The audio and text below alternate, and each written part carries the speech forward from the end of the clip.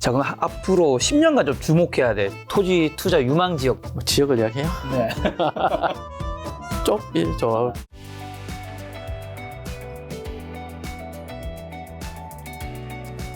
자, 그럼 이제 2부 이제 토지 투자로 넘어가려고 하는데 최근에 또 나는 집 대신 땅에 투자한다 이런 책을 내셨어요. 오늘 뭐 토지에 대한 여러 가지 이 책을 기반으로 좀 질문을 드리려고 하는데 주거용 부동산 시장은 아까 상가 투자에서도 말씀드렸다시피 가격 조정 겪고 있는데 토지는 지금 어떤지 굉장히 궁금해요. 수도권 땅값, 집값, 땅값 어떻게 돼 있죠 지금? 거꾸로 물어볼게요. 그럼 집값 오를 때 땅값 올랐어요? 사실 땅은 잘 모르겠어요. 그죠? 주변에 땅을 사는 사람도 많지도 않고 사실. 집값이 오를 때 땅값 올랐을까요? 라고 하면 오른 데도 있고 안 오른 데도 있죠. 네. 그럼 집값 떨어지면요. 집값 떨어지니까 특히 이제 집값 떨어지는 여러 요인 중에 한 개가 금리라면 그럼 토지도 영향을 미칩니까? 부정적인 영향을 주겠죠. 영향 미치겠죠. 부정적인 영향을 주죠. 대출 받아도 살 텐데. 예. 근데 이제 그 안에서도 경기가 나쁘다 하더라도 뭐 GTX C 노선이라든지 뭐 A 노선이라든지 네. 그죠? 뭐 그다음에 고속도로 같은 거다. 제외각 고속도로라든지요. 그다음에 서울 문산간 고속도로도 일부 개통 더 하는 게 있죠. 뭐 그런 데 주변 가격 올라갑니까? 당연히 올라가죠. 네.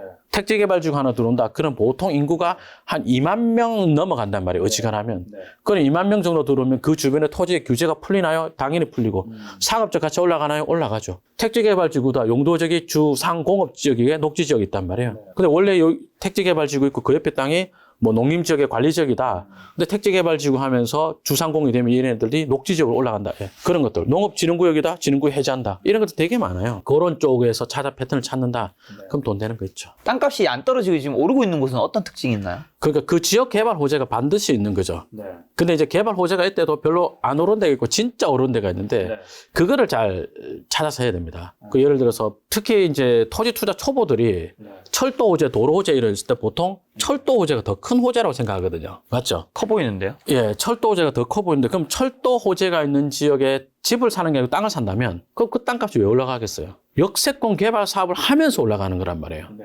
근데 너무 이런 말 좀 그렇지만 주거용 부동산에 대한 수요가 적은 지역은 역세권 개발 사업을 안 해요. 예를 지금 책에 있는 사례인데 당진 합덕역 이야기를 제가 했습니다. 당진 합덕역에 서해안 복선 전철이 개통을 해요. 그러니까 거기 땅이 좋습니다라고 하면서 막 샀던 사람들은 야, 이 허업을 판 동네에 역세권이 되면 땅값이 이렇게 올라갈 거다라고 기대를 한 거고. 근데 사실 땅값 올라가는 메커니즘은 역세권 개발 사업이 있고 그 역세권 개발 사업이 잘 됩니까 안 됩니까는 아파트 분양성에 있어요. 대표님 같으면 당진 합덕에 아파트 분양한다. 33평짜리 한 4억 한다. 사러 가겠어요? 안 갈 거란 말이에요. 맞죠? 대답 안 하는 건 안 갈 거예요. 부담스러운 질문을 주셔서. 예, 죄송합니다. 안 갈 거란 말이에요. 그 동네 아파트 가격이 싸거든요. 아, 네네. 이런 데는 그냥 역세권에 내가 농지 갖고 있다. 지하철 타고 농사 지으러 가는 거죠, 뭐. 예, 그런데 역세권 개발 사업인데 굉장히 오래 걸리거든요. 네. 이런 데가 한두 군데가 아니에요. 충청도 어디로 간다? 그러면 KTX 어디 개통한 데가 있어요. 네, 입이 간질간질한데 참.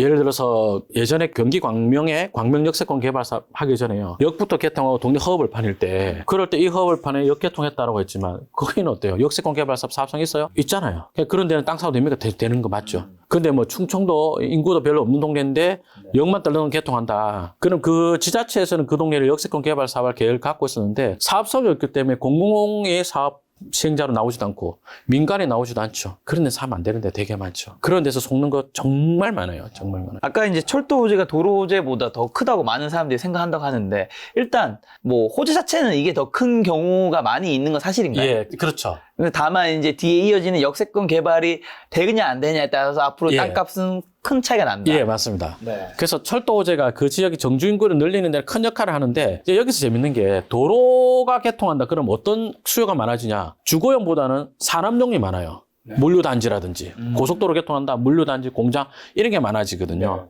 그거는 100% 늘어요. 그거는. 그러면 은근히 고속도로 IC 인근의 도로 좋은 땅들은 가격이 안 떨어져요. 아, 이거는 확률이 굉장히 높고 예. 수익률이 좀 낮을 수도 있는 거고 예. 철도는 확률이 조금 낮을 수 있지만 아까 거보다 수익률이 굉장히 클 수 있는. 예, 그렇죠. 역세권 개발 사업이 될 만한 동네를 가서 땅을 산다. 아, 그런 건 성공률이 높죠. 그러면 여기서 중요한 거는 역세권 개발이 될지 안 될지는 뭘로 우리가 좀 판단할 수 있는 건가요? 아파트 분양성이죠. 아파트 분양성. 예, 내가 그 동네 아파트 분양하면 사러 갈까? 가야지. 라고 생각한다면 사도 될까요? 아, 그렇죠. 애매한 데가 엄청 많아요. 보면은 가남역입니다. 잘 모르시죠? 네, 그죠? 처음 들어봤습니다. 예. 가남역. 가남역 아는 분들이 많지 않은데 네. 가남역을 하기 위해서 여기 여주 태평지구라고 도시개발 사업을 했단 말이에요. 네.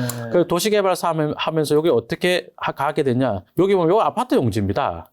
아파트 용지가 매각을 했어요. 네. 채비지라고 합니다. 도시개발 사업에. 네.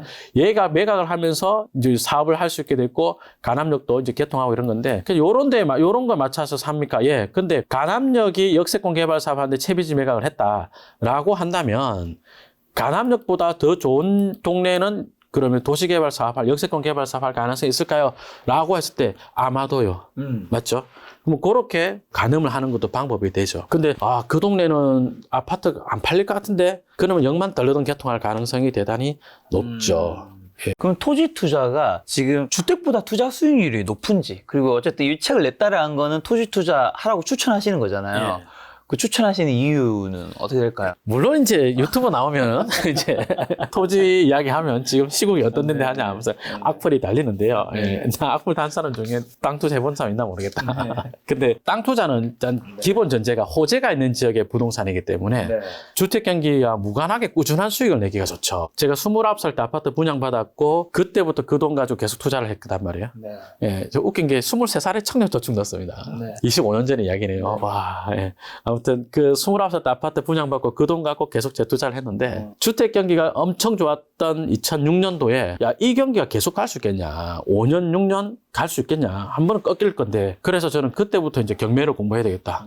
토지를 공부해야 되겠다. 너무 감사하게도 유통회사에서 부동산 점포 개발, 상권 분석, 부동산 법제 그런 일 했으니까. 네, 한국 미니스톱이랑 삼성 테스코랑 위메프에서 GS 리테일에서 예. 그런 관련된 일을 하셨죠. 예, 딱 그거만 했어요. 아무것도 안 했어요. 그거만 했습니다. 그래 놓으니까 이제 제가 그 상가 투자는 공부를 별도로 안 했고 토지 공부해가면서 그렇게 왔는데 그게 이제 2008년부터 2013년 주택 경기 안 좋았을 때 저는 그때 꾸준한 수익을 내면서 그 시기를 지나올 수가 있었죠. 근데 많은 사람들이 토지 투자 굉장히 좀 어렵다고 생각하잖아요. 어렵죠. 네. 어렵죠. 어렵다고 여기는 이유는 뭘까요? 공법이라는 법 체계가 좀 어렵죠. 아파트는 뭐 구조 알고 뭐 알고 그죠? 뭐 장래 수요 예측한다든지 공급을 예측한다든지 이런 것들이라면 토지는 뭐 용도 지역 알아야 좀 법 공부할 거면 한 것은 있는데 거기다 되게 어려운 게 예를 들어서 뭐 계획관리 지역이다. 계획관리 지역 공부를 했지만 계획관리 지역 투자가 어려운 이유는 계획관리 지역이면 대표적으로 공장하기 좋은 땅이라는 말인데 이 동네에 이런 호재가 있어 사러 가. 이 금액이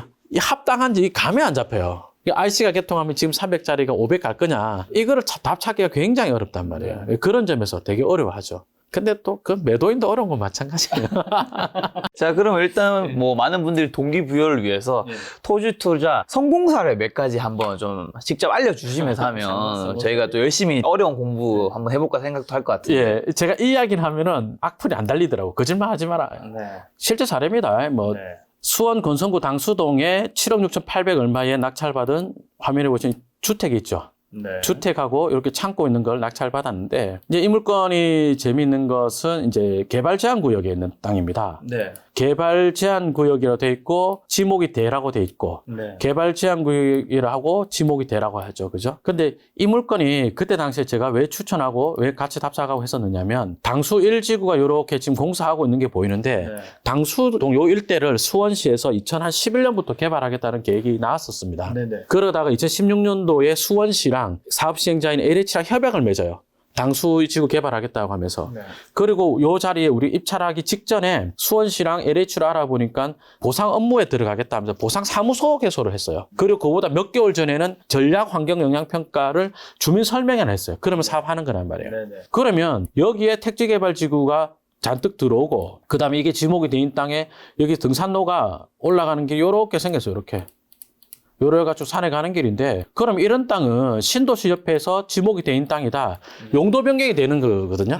그러면 지금은 뭐 주택으로 살고 있다가 나중에 신도시가 들어오면 전원주택으로도 좋을까요? 예. 나중에 뭐 닭백숙집이나 음식점 좋을까요? 용도 변경해서 예. 맞죠? 그럼 당수 1지구가 들어온 거면 확실하면 가격 올라가겠네요? 예. 근데 이제 한 가지 어려운 것은 그러면 당수 1지구 들어온 다음에 얼마 할까요? 그게 어려워요. 그럼 뭐 어떻게 하면 되느냐? 아니 택지개발지구 들어온 동네에 가서 그 옆에 자연녹지 개발 제한 구역에 지목이 돼 있는 땅 얼마인지 시세를 보면 네. 아 나중에 얼마 하겠구나. 그 당시에 제가 이제 추정한 시세는 평당 500이다. 네네. 그 이게 700 몇 평 되니까 평당 500 잡으면 16억 정도 되잖아요. 그럼 시간 기다리면 16억 하겠네. 네네.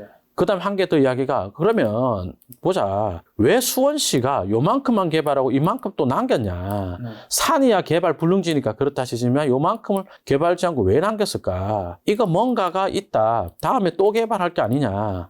그랬어요. 그러니까 그 당시에 이야기가 여기 추가로 개발하는 거에 따른 이익을 볼 수가 있겠고 빨간색만큼요. 네. 1당수지구 들어오니까 그것 때문에 가격이 올라가겠다. 그러니까 이래도 올라가고 저래도 올라가는 거죠. 네네네. 맞죠? 네. 그래서 이래도 올라가고 저래도 올라가겠다라고 한 거였는데 이거 그래서 샀나요? 낙찰 받았죠. 예, 김병호 님이 저 수강생입니다. 7억 6천. 예. 낙찰 받았죠. 예, 7억 대출 받았거든요. 본인 돈 6천. 세입자 보증금을 1억 3천 받았습니다. 아, 네, 저 대출을 많이 받았다. 예. 네. 그리고 창고에서 월세가 또 작지만 나옵니다. 네네. 그래서 이자는 이 창고에서 받는 월세 보태서 또 내지만 초기 투자금은 남았죠. 이게 이번에 보상이 나왔는데 저도 기분 별로 안 좋아요. 얼마 나왔는데요? 19억인데. 언제 샀는데요? 2017년 11월 달에 잔금 쳤네요. 언제 보상이 나왔는데요? 지지난달에 나왔습니다. 지금 한 6년 정도 된 거네요. 예, 5년 몇 개월 가져갔는데 네. 투자금 0원이었다가 뭐 매년 이자 한 1년에 한 2천만 원 냈다 치고 부럽네. 6년에 해서 거의 11억 정도. 예. 11억 말고 더 있습니다. 또 협의 양도인 택지라는 딱지가 생기는데 그 피가 한 3억은 나올 것 같아요. 그래서 예, 뭐. 아, 참. 예. 네. 이게 이제 개발 제한 구역에 투자해서 돈을 번 사례. 예. 근데 이게 네. 그 시청자 여러분 공식처럼 갖고 계세요. 택지개발지구가 인근에 들어오는데 네. 그 옆에 있는 개발제한구에 지목이 돼 있는 땅에다 돈 됩니까? 언제나 돈 됩니다. 그게 얼마 갈까요? 신도시 만들어놓은 데 가서 지목이 돼 있는 땅 얼마인지 찾아보면 되죠.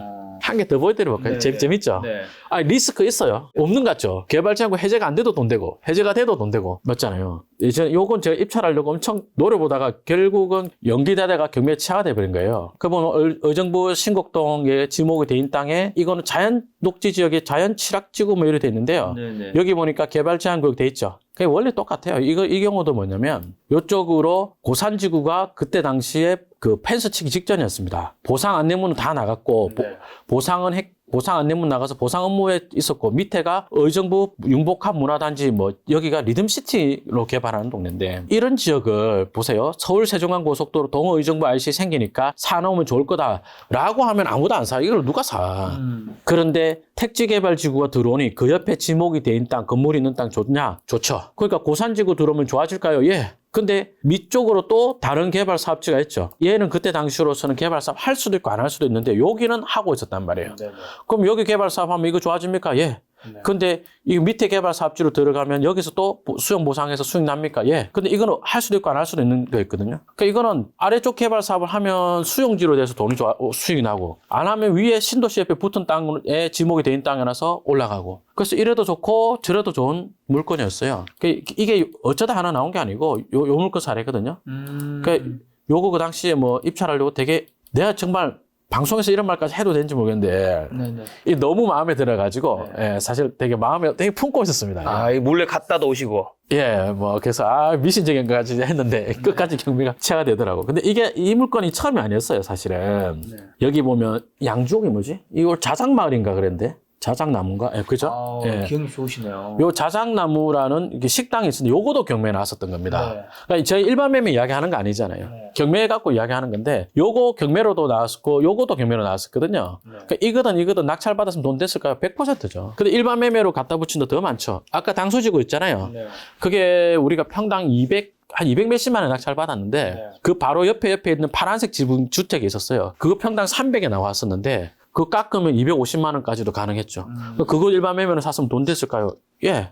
평당 500 넘게 보상받았고 시청자 여러분들이 수용 보상에 대해서 공부하신다라고 한다면 택지개발지구 지정되기 1년 이전에 주택이다 전입을 하고 전 세대원이 전입을 해버린다. 네.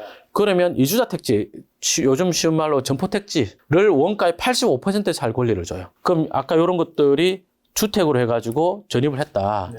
아, 그러면 이주자 택지 딱지까지 나오잖아. 그럼 그 피는 한 5억 할걸요. 그 어마어마하죠. 이번에 검단 신도시에 전포택지 공급받는데 평균 분양가가 800만 원 정도 되거든요. 800만 원에다가 이제 기본이 800에 700 몇십만 원부터 800 몇십만 원까지 있는데 그게 최저가고 그보다 높은 금액에 쓴 사람한테 낙찰가를 주겠다는 거예요. 한 1000만 원쯤 된다 치자면 이주자 택지 사람들은 530 정도에 샀어요. 거기다 이주자 택지 사람들이 먼저 좋은 자리 찍어요. 전포택지 위치 중요하잖아요. 먼저 찍고 남은 데를 더 비싼 금액에 하거든. 그럼 그 피해가 한 5원 합니까? 최소한 5원 할 것 같거든요. 그런 찾아 들어가면은 사례가 있죠. 좀 어렵죠. 그 밖에는요? 또 어떤 사례들이 있을까? 아까 우리가 역세권 개발 사업 이야기했잖아요. 2018년 4월에 용인시가 발표하기를 보정동, 마북동, 신갈동 일대에 경제 신도시 들어섭니다라고 하면서 이렇게 개발 사업 하겠다라고 했죠.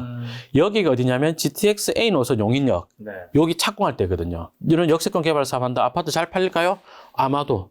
여기 용인 수지 남쪽이니까 여기 아파트 잘 팔릴 거란 말이죠. 근데 개발 사업 하겠다고 이런 행정계획 발표를 하니까 아 여기는 땅 사도 되겠네. 그래서 이제 땅 사러 갔죠 여기는. 그 여기 땅을 뭐 하나는 낙찰받고 경매로 낙찰받고 하나는 일반 매매로 샀습니다. 일반 매매로 샀다는 말은 물건이 많았어요. 2018년도에 이 뉴스 나오고 엄청 물건 많았습니다. 그 중에 이제 한 개가 14억 2천에 샀는데 보상을 72억 2천을 받았습니다. 2019년 1월 달에 잔금 쳤고 보상 72억 2천 나왔습니다. 그리고 이제 대출 7억 정도 받았는데 대출을 7억 더 나오는데 7억만 받았거든요. 예. 시청자 여러분들 공부하실 때 이제 뭐 개별 공시지가, 표준지 공시지가 이런 공부하실 거란 말이죠. 근데 그 차이라든지 감정평가가 만들어지는 법칙이라는 이런 걸 알면 왜 매매가 우리 공시지가의 2배 샀단 말이에요. 개별 공시지가에 2배 샀는데 보상가는 개별 공시지가 아니고 표준지 공시지가에서 와요. 그래서 그런 땅들이 가끔 있어요. 표준지 공시지가는 엄청 높은 데서 갖고 오는데 개별 공시지가는 싼 게 오는 것도 있습니다. 그래서 그런 거 이거 대표님이 사셨던 건가요? 이거 제 수강생이고 제가 추천한 물건이죠. 여기서 너무 궁금한 거는 이게 너무나도 큰 수익률을 가져다 줄 거를 예측하셨겠죠? 예. 왜 본인이 안 사시고? 저도 재투자 많이 합니다. 재투자 많이, 걱정 안 해도 됩니다. 재투자 많이 하는데, 저는 요즘 생각이 그냥 어느 지역을 유망하다고 했을 때, 내가 사놓고 그 지역을 이야기하면은 떳떳하지가 못하잖아요. 그래서 그냥 저는 아예 약간 그보다 고차원적인 투자를 해버리고, 지금 제가 어느 지역 언급 안 하는 동네가 있을 거예요. 그 동네 내 거 많아. 그 동네 내 거 많아. 그렇다고 남의 것도 아니잖아요. 제 실력으로 제가 추천한 물건 회원들 이렇게 다독여서 좋은 거라고. 아까 당수동이요. 그 입찰 안 갔어. 수업을 온 거예요, 아침에. 수업을 오면 어떡하냐. 빨리 입찰을 가라고. 지갑에 입찰 보증금 넣은 거 보여주는 거예요. 보보스님 사실은 입찰할 수도 있어서 돈 갖고 왔다고. 그러니까 빨리 입찰하라고. 혹시 그러면 소액으로 그 투자 가능한 토지 투자 사례도 있나요? 소액은 경매를 곁들이면 되죠. 아까 당수동 무피였잖아요. 돈이 남았죠. 이런. 경매로 취득을 하면 소액으로 할 수 있는 것들이 굉장히 많습니다. 이런 거 보면은 2000 부바름 아미리에 낙찰받은 게 3억 3,600에 낙찰받았잖아요. 이게 3억 3,600인데 대출 끼고 사가지고 이게 6천만 원 투자했거든요. 6천만 원 투자한 사례입니다. 근데 여기 아마 지금 시세가 평당 200원 넘게 갈 거예요, 아마. 왜냐면 여기 2000 부발 쪽인데 아미 1지구 도시개발 사업지라고 있죠. 그 아미 1지구가 이렇게 개발 사업을 들어간다고 구역 지정했습니다.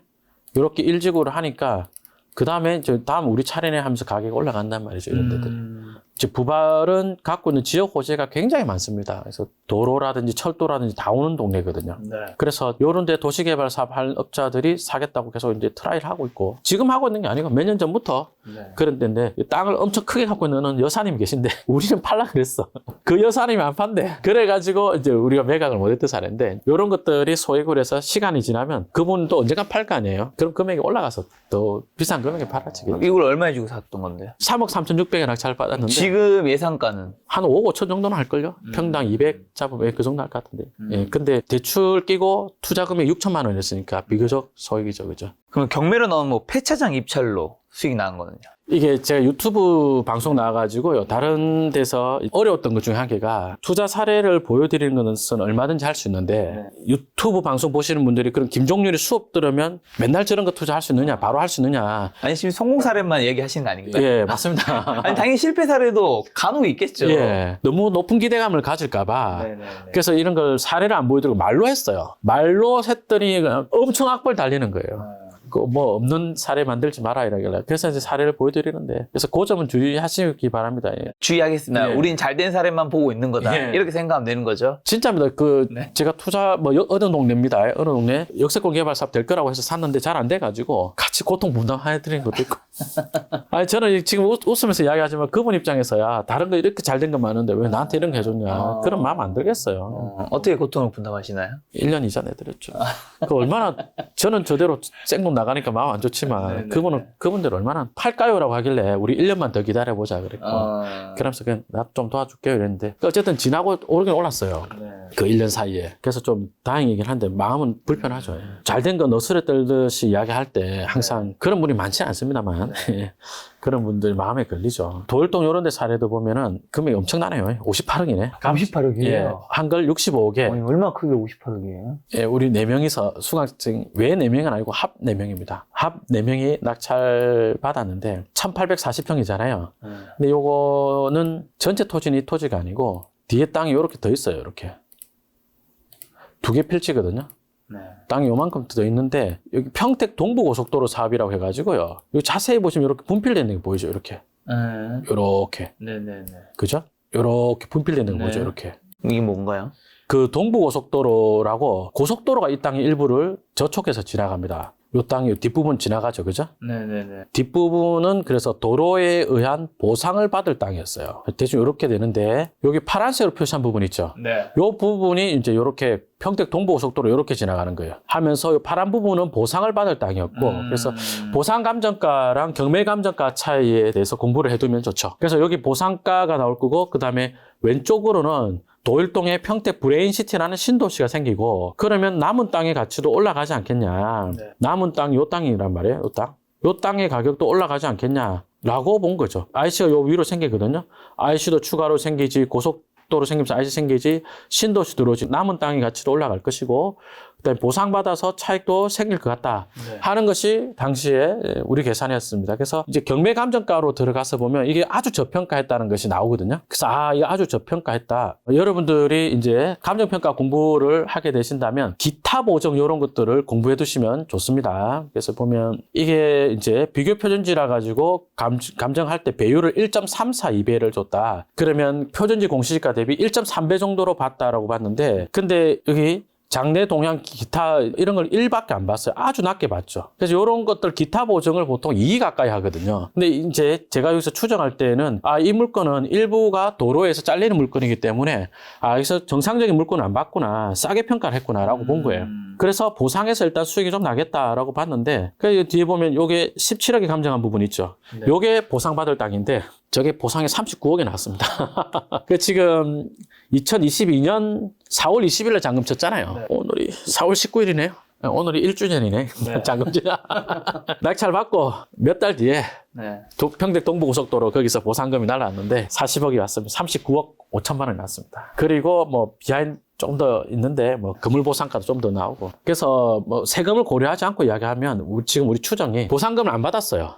예, 왜냐하면 낙찰 받고 2달 반 뒤에 보상금이 나오면 소득세가 굉장히 많이 나오거든요. 그래서 이제 우리는 수용 재결이라는 절차를 통해서 1년 끌자. 1년 끌면은 소득세율이 55%가 44%가 되는 데다가 또 여기 그 폐차장이 있어요. 거기서 월세 받아서 이자 내면 되니까. 근데 금리가 올라갔고 이제 월세 받아서 이자를 못 해야 됩니다. 근데 그때로서는 월세로 이자가 충당됐거든요. 그래서 이제 버티게 하자. 그리고 이제 뭐 수용 재결 절차를 통해서 보상가도 좀 증액시키자 이랬는데 지금 사업 시행자 쪽하고 하고 있는 협의하고 있는 보상 금액은 전체 토지의 3분의 1 정도 하고 건물 전체를 내주고 60억 정도 보상가 이야기를 하고 있거든요. 그러면 65억 엄청 컸잖아요. 땅이 3분의 2가 남아요. 근데 세금을 고려하지 않으면 투자금이 이제 오게 되는 거죠. 근데 이게 이제 디테일하게 이야기 들어가면은 감정평가 이야기까지 들어가야 돼서 이제 그걸 강의를 하기보다는 여러분들이 토지 공부할 때 가급적이면 감정평가에 대해서 공부를 해두시면 그러면 좋죠. 뭐 그냥 심플하게 요거 투자해서 얼마 정도 벌었다고 보면 되는 건가요? 세전으로는? 거꾸로 물어볼게요. 요 뒷땅이 보상가가 평당 650 났거든요. 그럼 앞땅은요? 평당 더 많이 나온 거 아닌가요? 600만 잡는다 하더라도 이게 1200평이니까 72억이거든요. 그리고 뒤에 보상이 아까 60억, 132억 정도 되겠네요. 네. 이게 보유기간 2년 정도 잡고 2년. 예. 그러면 차익이 뭐 한 6, 70억. 예. 근데 대신 이게 세금이 많이 나가긴 하는 거죠. 예, 그렇죠. 이 대출도 47억 대출 받았거든요. 네. 그래서 형님들 그냥 빌딩 사지 말고 이거 사라. 4명이서 웬만한 빌딩보다는 수익 좋을 것 같으니까 그냥 꼬마 빌딩 하나 산다는 생각으로 투자금 크니까 사시라고 했습니다. 근데 처음에는 일을 되게 많았는데 와, 내가 깜짝 놀랐습니다. 예, 낙찰받은 4분이 한 분이 초보고 또 한 분도 초보고 두 분은 왕초보였어요. 아, 4명 다 쳐보니까. 초보니까 내 말 듣고 하고 샀구나. 네네. 그 뒤로 이제 진행 과정에서 처음에 엄청 힘들었죠. 와, 뭐 계속 알려드려야 되고. 근데 지금은 뭐 이제 좀 편안하게 지냅니다. 그럼 이제 토지 가액 같은 경우, 아까 전에도 이제 말씀해 주시긴 했는데, 이게 싼지 비싼지 참 알기가 어려워서 많은 분들이 어려워하는 거 아닌가요? 아파트는 사실 그렇죠. 바로 위층, 네. 옆에 층, 옆동, 아니 옆에 아파트 비교가 되니까. 그렇죠. 땅은 같은 용도 지역이다 하더라도 도로 조건이 어떠냐, 땅 모양이 어떠냐에 따라서 가격 천지 차이고 거래가도 많지도 않고. 그러니까요. 예. 근데 가장 뭐 제가 즐겨 쓰는 방법 중에 한 개는 그 호재가 실현된 데 가서 보라. 아까 요거로 이야기하자면 자, 이 땅 그럼 남은 땅은 얼마나 할 거냐. 가격 계산하기 어렵잖아요. 네. 근데 여기가 만 한 2,000세대 되는 신도시입니다. 아파트 12,000세대에 산업단지 이렇게 들어오거든요. 그러면 IC 앞에 산업단지 그리고 12,000세대 정도 들어온 지역에 같은 용도 지역의 땅값 얼마인지 보고 땅 모양이 그렇게 좋진 않죠. 맞죠? 그럼 땅 모양이 좀 안 좋으니까 그것 때문에 강가를 하고 또 뭐 땅이 좀 꺼졌어요. 그럼 꺼진 것 때문에 좀 강가를 해주고 또는 토목비만큼 더 올려줘가지고 그렇게 계산해서 아 이거 얼마 하겠다. 호재가 실현된 지역에 가가지고 얼마 하는구나. 그럼 이거 나중에 호재대로 되면 얼마 될 거라고 요건 얼마 되겠구나. 그렇게 예측을 하는 거죠. 그게 그나마 좀 정확한 방법이죠. 그러면 이제 그거 가지고 지역이 다르지 않냐라고 물어보면 어떻게 대답해야 돼요? 그러니까 지역 금액도 이제 넣고 빼고 해야 반영을 해야 되는 거예요. 한마디로 이게 가격이 인상이 얼마만큼 되는지 그 변화폭을 좀 보고 판단하자는 건가요? 그렇죠. 예. 그래서 뭐 예를 들어서 평택이다. 그럼 평택이 이만한 신도시가 도울동이 처음이냐? 아니란 말이에요. 옆에 보면은 여기 소사벌지구입니다. 소사벌지구도 12,000세대 정도 되고요. 그 다음에 뭐 용의지구나 뭐 이런 것들도 있죠. 그 다음에 뭐 고속도로 호재 가지고 하면요. 지역이 무조건 달라지거든요. 지난번 방송 찍을 때 서울 문산간 고속도로가 있고 그 앞에 여기 공장 낙찰받은 사례를 이야기한 게 있었어요. 요 공장에 보면 서울 문산간 고속도로 IC 이쪽으로 개통하는 게 하나가 있고 지적 편집도를 키워서 보면 지적 분할되어 있는 게 보이죠. 이렇게. 이게 제2외곽 고속도로 IC예요. 제2외곽 고속도로 IC가 이 물건 바로 코앞으로 이렇게 딱 내주거든요. 이렇게. 네. 이렇게. 그죠? 이렇게 제2외곽 고속도로 IC가 저쪽에서 이렇게 나옵니다. 그러면 여기는 고속도로 호재가 2개나 있죠. 살 때는 이 동네 공장 수요가 별로 없었단 말이에요. 그래서 이 계획관리 지역 땅값이 오르겠냐. 가서 보면 정말 깝깝하게 생겼거든요. 네네. 근데 그때 당시에 서울 문산간 고속도로 요거 공사하고 있었고, 개통이 우리가 사고 1년 6개월쯤 있다가 개통했어요. 네. 땅값이 엄청 올라가는 거예요. 그럼 이 사례를 봤잖아요. 네. 거의 비슷한 동네를 또 가서 찾아야죠. 제2외곽 고속도로 IC도 있고, 서울 문산간 고속도로는 이제 서쪽에서 지도를 이야기할까요? 서울 문산간 고속도로가 요렇게 내려와서 1외곽 고속도로를 뚫고 내려왔고 2외곽 고속도로는 이제 나중에 요렇게 지나갈 예정이란 말이에요. 이렇게. 그래서 1외곽, 2외곽 다 뚫고 내려와서 서울로 오는 도로가 났죠. 이 도로가 지금 이제 더 개통을 합니다. 어디로 가냐면 여기까지 와서 김포공항을 지나가지고 광명으로 와요, 광명으로. 그래서 광명 수원간 고속도로에 쭉 연결되고, 광명은 또 어떤 호재가 있습니까 하면 광명 당진간 고속도로 민간 현대 쪽에서 제한한 겁니다. 민간 제한 고속도로 또 있어요. 그럼 광명도 뭔가 IC가 많이 쏠리는 동네 맞죠? 그래야 되는데 그럼 이런 도로 비슷한 것들이 또 개통할 게 있습니까? 라고 하면 동쪽에서도 많죠. 서울 세종간 고속도로도 그 중에 한 개죠. 그 다음에 은현부터 해가지고 광정면으로 해가지고 동부간선도 연결하는 도로도 생길 거거든요. 그런 도로들 쭉쭉 생깁니다. 그래서 기존에 어떤 그 호재가 실현된 데가 가격이 어떻게 움직였다를 보고 비슷한 호재 되는 동네 가서 보면은 그러면 파주랑 양주는 완전히 다른 지역이란 말이에요. 참고로 양주에 저로 인해서 투자한 사례는 몇 개 있는데 네. 제 건 하나도 없습니다. 지금 제 거 있는 데는 피해서 이야기하는 중입니다. 왜 네 거 없냐가 아니고 네 거 사놓고 방송에 띄운다. 나 그 말은 진짜 그런 의심이 하나도 받고 싶지 않아요. 말씀 들어보면 이 호재 같은 걸 잘 알아야 되는 것 같은데 예, 개발 맞습니다. 호재나 이런 거 뭐 어떻게 미리 좀 아나요? 저는 한 10년 동안 뉴스 스터디를 계속 했어요. 뉴스. 예. 그냥 뉴스를 많이 보면 되는 거예요? 제 카페 보여드릴게요, 그러면. 이게 제가 공부하고 있는 카페거든요. 비공개 카페입니다. 항상 보면 뉴스를 꾸준히 올려요. 이것만 보는 건 아니죠. 이건 직원하고 같이 스터디하는 건데, 요렇게 뉴스를 올리고, 그 다음 보면 이렇게 한 달에 2개씩 뉴스를 쭉 올리고, 이 많은 뉴스를 다 검토하냐? 아니, 훨씬 더 많은 뉴스를 검토하죠. 한 달에 2번씩만 하면 됩니다. 요렇게 하고, 이 많은 뉴스를 검토하고 나서, 이제, 이렇게 조사를 하죠. 예를 들어서, 이수역 일대에 29층 공동주택 들어선다. 그러면, 뉴스는 29층 주택 들어섭니다라고 하면서 특별한 내용이 없어요. 그냥, 공동주택 들어선다는데, 뭘, 어떤 방식으로 어떻게 하겠다는 말이 없어요. 네네네. 예, 그럼 이제, 여기 어떤 방식으로 하는 건지, 이제 구체적으로 조사를 하죠. 그래서 조사를 하니까, 여기는 지구 단위 계획 변경인데, 지구 단위 계획 주민 제한인데, 7층 이하로 되어 있던 것을 2종, 3종 일반 주거지로 바꿔준다. 주민 제한에 따라서 지구 단위 계획했다. 그럼 주민 제한이면 재개발 재건축이 아닐 가능성이 크단 말이에요. 그럼 뭐냐? 지역주택조합인데, 주택법 따라가는 지역주택조합이구나. 재개발 재건축 도정법이 아니구나. 근데 지구 단위 했다. 이거는 매입을 70% 했다는 말이에요. 그러면 이제 이거 사업이 임박했네? 맞죠? 그럼 자꾸 이런 사례를 봐놓는 거죠. 그러면 요거 들어오면 또 상업적으로 좋아질 때가 생길 거 아닙니까? 네. 그런 스터디를 해놓고 사례를 자꾸 뉴스로 해놓으면요. 그 사례가 그 사례입니다. 예, 그러다 보면, 그래서 이제 패턴이 비슷하단 말이에요. 네, 그렇겠죠. 예. 도시가 좋아지면서 뭐 도시개발 사업을 한다든지, 정비 사업을 한다든지, 뿐만 아니라 일단 뭐 플로우가 있겠죠. 예, IC가 개통할 때쯤 되더니 뭐, 한 2년 남으니까 산업단지 들어온다는 말이 생긴다든지, 예, 그런 거 패턴 찾아가지고 보면은, 수도권이 빤하잖아요. 그럼 이제, 여기는 몇 년도에, 여기는 몇 년도에, 이런 용도죠. 예. 지금 제가 이야기를 안 한 지역에 호재가 많은 지역이 있어요. 네. 거기엔 제 거가 있어서 말 못하고.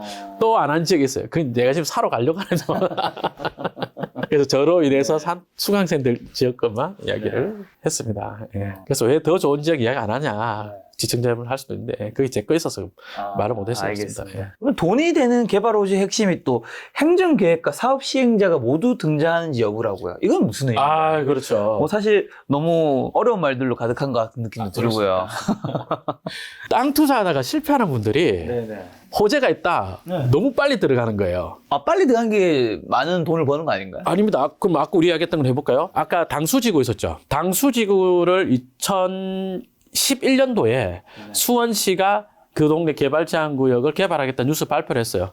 그럼 그때 산 사람은 이번에 보상 나왔잖아요. 근데 그 서수원 중에서도 당수 1지구, 2지구는 개발했지만 그 옆에 남은 땅은 개발 안 했어요, 또. 그럼 그런데 땅 갖고 있는 사람들은요, 투자가 계속 길어지는 거죠. 근데 저는 언제 샀냐? 자, 당수 1지구, 당수동이 아니고 그때 서수원이라 했어요. 서수원 개발하겠다고 할 때 이렇게 관심 갖고 있다가 수원시라는 행정계획기관과 LH라는 사업시행자가 협약을 2016년에 맺었죠. 그래갖고 거기 산 거잖아요. 그때 사면은 금액은 올라갑니까? 올라가 있죠.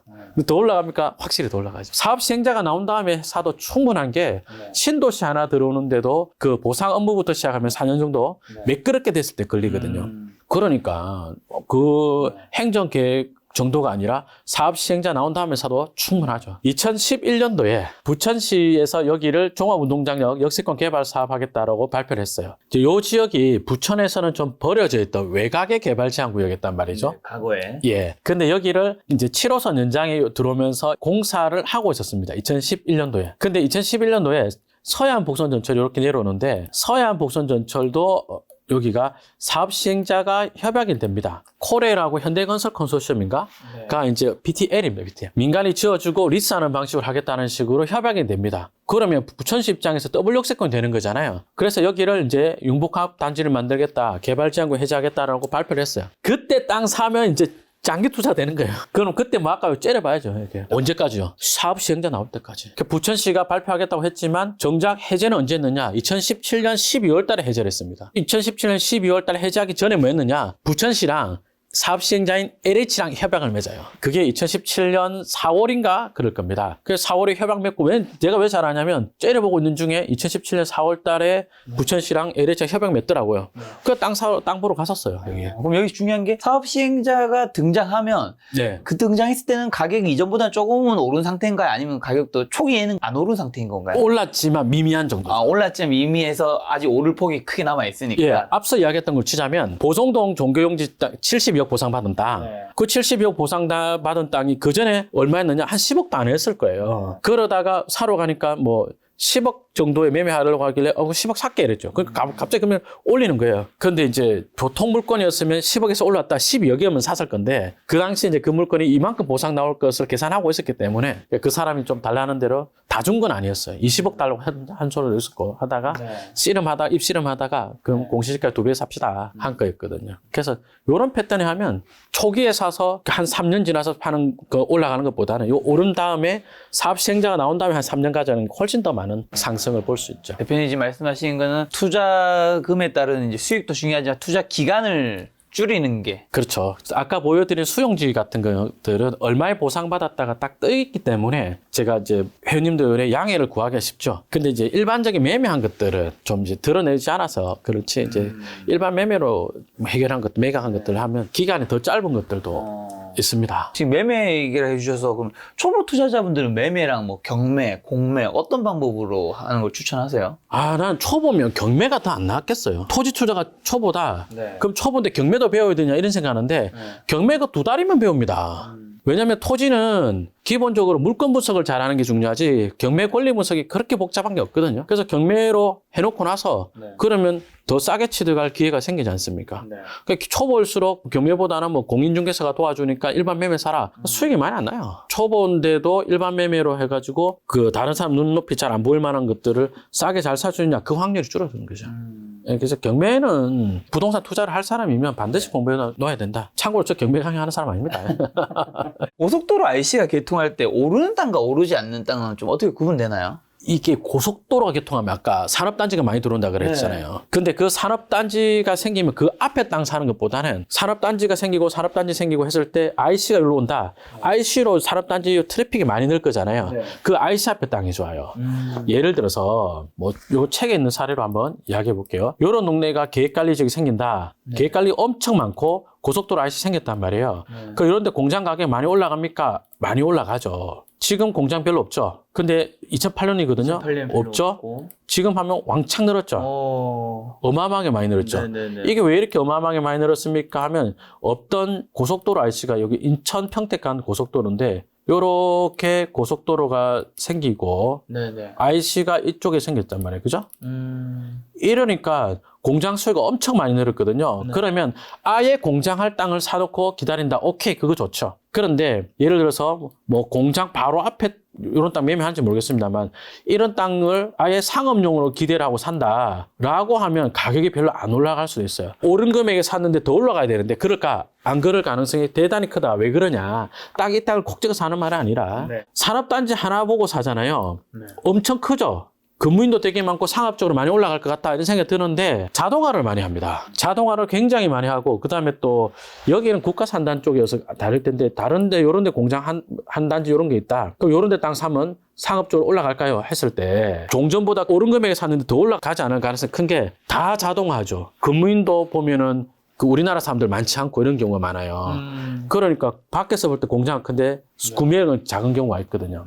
실제로 옛날에 경매 나왔던 사례 중에 여기 보면 일반 공업지역 돼 있죠. 일반 공업지역 돼 있고 스카이비로든 이러다 보면 공장들이 좀 있거든요. 요 땅이 옛날 경매 나왔었어요. 그래서 요런 땅을 검토를 해봤어요. 왜냐하면 이 앞에 트래픽도 어느 정도 되고 뒤쪽에 공업지역 공장을 끼고 있으니까 그럼 상업적으로 많이 좀 올라가지 않을까. 제 생각은 이 뒤쪽 배우가 너무 약하다. 이 와서 보면은 공장이 현장에서 볼 때는 제법 크고 산업단지 초입이고 그다음에 단지를 딱 끼고 있는 데고 이래가지고 공장 하나하나 볼 때 되게 커 보였거든요. 이런 공장에 근무인이 10명 막 이런 거예요. 와. 사람이 너무 없는 거예요. 그래서 제가 그 당시에 이제 여기 산업단지 다 들어와도 근무인이 200명도 안 되겠다. 그거 보고 뭔 장사를 하냐. 그래서 네. 저는 드랍하겠다는 것이 제 그때 의견이었어요. 철입백도 있는 데다 공장 들어오는 게 되게 좋을 거라 봤는데 이래 되죠. 그러니까 이런 거 사지 마시고 네. 아까 화성시 우정업 조합으로 다시 가자면 네. IC가 일로 생긴다. 없던 공장이 IC가 생김으로써 공장이 많이 생겼잖아요. 그럼 여기 공장 사람들이 이제 IC가 또 이런 길로 가게 생겼죠. 어느 길에서 오든지 간에. 네네. 여기서 와도 그죠? 네.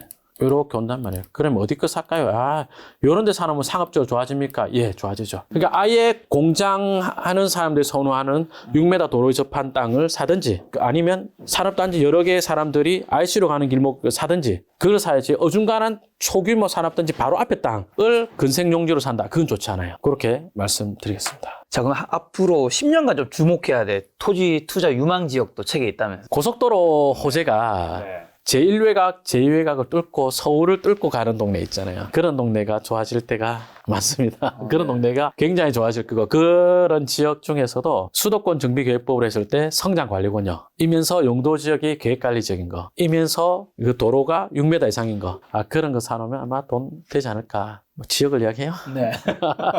양주 쪽이 좋을 것 같아요. 양주. 네. 양주가 어딘데 한번 가주세요. 양주요? 여기가 경기도 화성시죠. 한 번 더 봅시다. 공장 별로 없었죠. 공장 엄청 많이 늘었죠. 엄청 늘었습니다. 그거는 고속도로 RC 때문이다. 네. 여기가 토지용계 수도권 정비계획법상으로 이야기하자면 성장관리권역이거든요. 네. 그러니까 성장관리권역에 계획관리 지역 많은 동네인데 RC 호재가 있다. 비슷한 데를 찾는 거죠. 지금. 예, 그러면 양주 같은 데를 가보면 여기가 말씀드려도 하나도 안 사고 싶게 생겼을 거예요. 가보면 여기 좀 아무것도 없잖아요. 근데 스카이뷰를 살짝 보면은 이거 뭐 한 넘어오죠 이렇게, 그죠? 이건 뭐죠? 제2외곽 고속도로 IC가 이렇게 오고 있어요. 이렇게. 네. 그 제2외곽 고속도로 IC가 여기 가면 보입니다. 여기 공사하고 있고요. 그 다음에 지금 이 도로도 확장 공사하고 있는 거 보이죠? 이렇게. 국도 39호선이거든요. 네. 요거도 확장 공사를 하고 있고, 그 다음에 은연면에서부터 이제 요렇게 해서 요 IC를 거쳐가지고, 요렇게 해가지고 중간까지 생략할게요. 요렇게 연결해가지고, 그러니까 양주에서부터 서울을 뚫고 내려서 동부간선도로 지하화 확장 공사 하잖아요. 네. 요렇게 내려온 도로가 이렇게 와서 영동대로 지하로 해서 이렇게 오죠, 또 이렇게. 그래가지고 대모산 터널 뚫고 용서고속도로로 오죠. 네. 용서고속도로로 내려와서 네네. 그 다음에 여기서 서수지 IC에서 이렇게 지하로 뚫고 1번 국도로 와서 네. 안녕으로 연결된 도로 계획 있고요. 그 다음에 또 이 도로가 요렇게 내려와서 여기 고속도로 만들어 놨습니다. 국도 구간에 용서고속도로 와서 요렇게 와서 이 구간을 또 연결해요. 이렇게 밑으로. 그래갖고 아까 봤던 우리 경미물권 있죠. 도일동의 폐차장을 옆을 지나서 이렇게 해서 이렇게 평택 동부고속도로를 만들어져요. 네. 그러니까 이렇게 도로가 생기는데 그런 데 주변에 서울은 비싸잖아요. 네. 예, 그런 데 주변에 공장하기 좋은 용도 네. 공법상의 행위자를 갖춘 땅들 저는 되게 좋게 보고 그 다음에 뭐 다 알고 있는 호재지만 용인의 반도체 호재도 그죠? 예. 네. 그죠? 책에 이제 어느 지역이 좋습니다라고 썼습니다만 어느 지역이 왜 좋아지는지에 대한 검증에 대한 부분도 제가 썼어요. 그러니까 이 동네가 이렇게 해서 올랐다. 그럼 여기 이제 비슷한 호재가 이렇게 되니 이런 것들 안 오르겠냐라고 그렇게 써놨습니다. 이 호재 말고도 이제 뭐 여러 차례 있는데 책 사보세요. 쌉니다. 시간이 벌써 많이 돼서 이제 가시기 전에 두 가지 정도만 지금 들려고 하는데 근데 기획부동산에서 눈탱이 맞는 경우도 많다고 하던데 토지에서 특히 땅이 잘못 사면 정말 큰일 난다라는 얘기 제가 많이 들은 것 같아요. 예. 뭐 어떻게 좀 위험하고 뭘 조심해야 되나요? 일단 공부하기 전에는 네. 사지 마시라고 권하고 싶은데 뭐 어느 의사가 샀다, 대학 교수가 샀다, 뭐 그러면 여러 사람들 같이 샀는데 봐라, 샀다. 그럼 뭔가 이렇게 그 사람들도 하는 거니까 내보다 똑똑한 사람이 샀으니까 좋은 거 아닐거냐 생각하는데 그러지 마시고 공부를 반드시 하시고 이제 기획부동산에서 물건 권하는 스타일을 보면 여러 사람이 이 공동으로 사게끔 한다든지 아니면 개발 불능지예요. 호재가 있어가지고 아까 뭐 IC가 생긴다든지요, 철도가 있다든지 다 좋아. 그런데 뭐 경사가 뒤에 있다. 그럼 개발 불능지인데 그런 것들을 권하는 경우도 있고 막 이러거든요. 그래서 개발 가능지인데 호재가 있는 데는 가격을 비싸게 파는 경우가 있고 근데 지분으로 쪼개가지고 1인당 투자 금액은 적게끔 그렇게 만들죠. 아까 2000 부발 사례 보셨잖아요. 거기 이제 옛날 제가 한번 겪었던 사례인데 매도인이 땅을 사신 금액보다 더 싸게 파는 거예요. 필지가 2개인데 하나는 거의 공짜로 끼워주는 거예요. 아니, 2개인데 하나가 거의 공짜.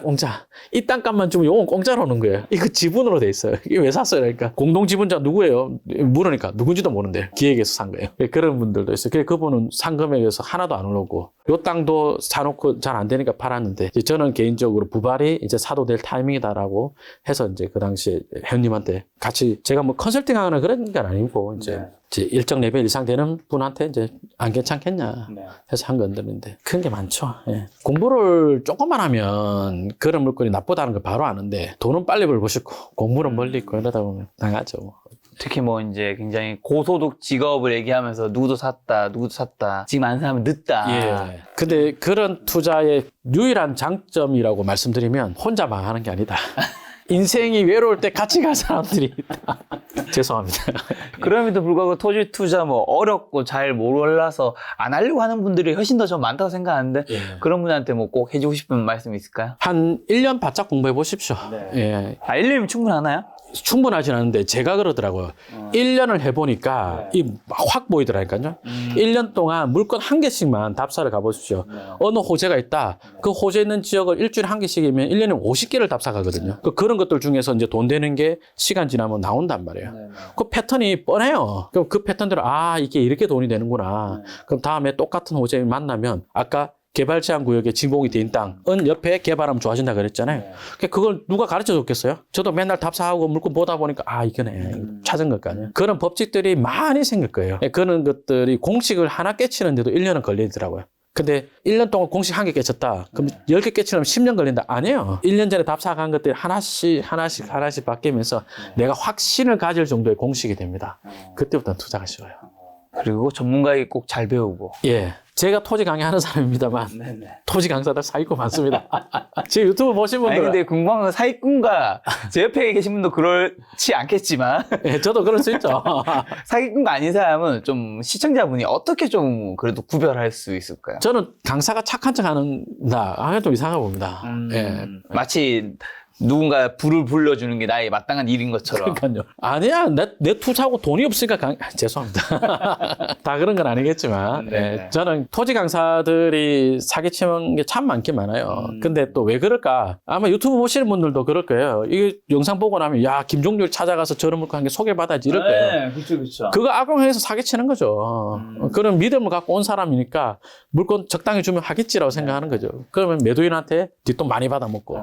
예. 양쪽을 해서. 예, 그래서 절대로 저는 와도 컨설팅 아까 그러더라고요. 일정 수준 이상 된 사람한테만 했다 그랬잖아요. 탈이 나는 데를 보면 그 학원 대표나 대표자가 만든 법인으로 투자를 하면서 수강생들한테 한 5천이나 3천 비교적 적은 금액에 돈을 모금을 해요. 여러 사람한테. 그리고 이 투자를 일임한 거 있잖아요. 이렇게 해놓고 거기서 탈나는 게 되게 많은 게 그게 저라도 그럴 것 같은 게 수강생 돈이 왔는데 물건을 보면 잘 될 것도 같고 안 될 것도 같다. 그럼 내 돈이면 안 하겠지만 수강생 돈이면 호기심 차원에서도 하게 될 거란 말이에요. 그런 데서 탈이 나는 게 되게 많죠. 1년만 공부 바짝 하면 될 걸 가지고 왜 그런 데 딸려갈까? 1년만 바짝 공부하고 시작하면 어느 정도 어려우면 이제 헤쳐나갈 수 있을 텐데 그래도 참 처음부터 난이도 어려운 물건을 할 필요는 없잖아요. 그렇죠. 그럼 초보자분들이 처음 딱 했을 때 어떤 물건으로 그래도 시작하는 게 수익률은 그래도 크지 않아도 좀 안전하게 아주 단정적으로 이야기하면 택지개발지구 옆에 녹지지역 해보세요. 그러면 도로에 접해 있는 거 택지개발지구가 들어올 예정이다. 그럼 정주 인구가 크게 늘고 그러면서 그런 녹지지역에 상업적 가치 쑥 올라가거든요. 그런데 땅을 맹지 말고요. 도로에 접한 땅으로 해보신다. 괜찮죠. 그러면 이제 신도시가 만들어지는 게 한 4년 걸리니까 신도시 보상 안내문 나갔을 때 그 동네에 건축허가 나는 도로에 접한 녹지지역 생산 녹지든 자연 녹지든 사놓고 한 기다려본다. 그러면 어지간하면 마이너스 안 됩니다. 이런 것들은. 예. 알겠습니다. 오늘 못다한 질문들이 많았는데 요 질문들이 좀 드리면 굉장히 어려울 것 같아서 오늘 영상 반응 보고 조회수가 높으면 제가 다시 한번 모시도록 하고요.